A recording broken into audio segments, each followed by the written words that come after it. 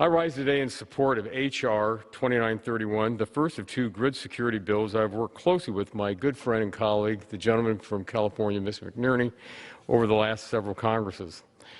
The goal of these two bills is to improve the resiliency of our nation's energy grid against cyber attacks.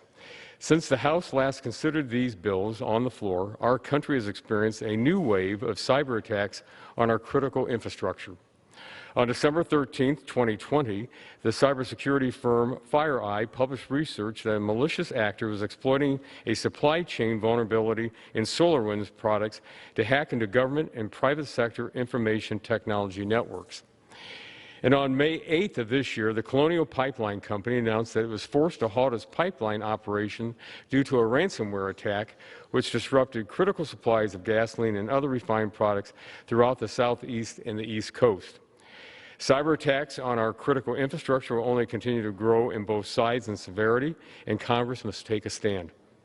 H.R. 2931, the Enhancing Grid Security through Public-Private Partnerships Act, would facilitate and encourage public-private partnerships in order to improve the cybersecurity of electric utilities. Specifically, it would develop and provide for voluntary implementation of maturity models, self-assessments, and auditing methods for assessing the physical security and cybersecurity of electric utilities.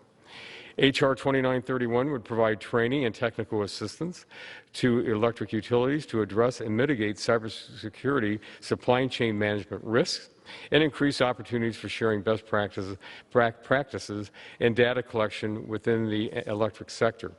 Finally, this legislation will require the Secretary of Energy to submit a report to Congress that assesses priorities, policies, procedures, actions, and implementations of electricity distribution systems to address threats to and vulnerabilities of such electricity distribution systems. We cannot allow criminal cyber behavior to go unchallenged. Both H.R. 2931 and H.R. 2929 will help in the fight against cyber attacks. I thank Chairman Pallone, Chairman Rush, Leader Rogers, and Leader Upton for their efforts to advance these bills and encourage all my colleagues to vote yes on final passage. With that, Mr. Speaker, I reserve the balance of my time.